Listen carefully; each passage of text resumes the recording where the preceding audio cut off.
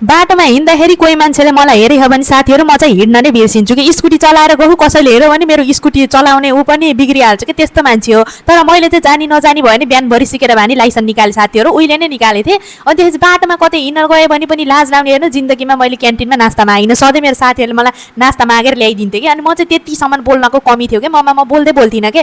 अनि अहिले पनि कति पसलमा गएर सामान किन्न पर्यो भने साह्रै के लाज लागे जस्तो हुने त माग्न नि लाज लाग्ने के भन्ने होला नि भन्ने पैसा दिन पनि नेपालीमा भन्छन् कि इङ्ग्लिसमा भने हुन्थ्यो नेपाली त म जान्दिनँ भन्ने त्यस्तो हुन्थ्यो कि। कसैले नम्बर ल 98 4 टिप्यो भन्यो भने त म त त्यही चक्कर आएर ढल्लु जस्तो हुने कि नेपाली त मलाई फिटिक्कै नआउने त्यस्तो हुन्थ्यो कि। अनि अहिले चाहिँ म यसो अलि चाहिँ अलिक पक्को भइयो जिम्मेवारीले भेटिसक्यो सबै कुरा जानियो। अब अहिले चाहिँ जता कतै एक्लै गएर सबै कुरा गर्ने सक्ने भइयो कि पहिला सानोमा चाहिँ त्यस्तै गर्थेँ। अहिले 4-5 वर्ष भयो म चाहिँ हल्का एक्टिभ हुन लाग्यो सबै चिजमा बाहिरतिर गएर पनि बोल्न सक्छु आजकल यसरी युट्युबमा भिडियो बनाएर बोल्न पनि सक्छु। पहिला चाहिँ म एकदम नबोल्ने मान्छे हो कि बाटोमा हिँड्दा पनि मेरो चप्पल फुत्किन्थ्यो त्यस्तो हुन्थेँ म।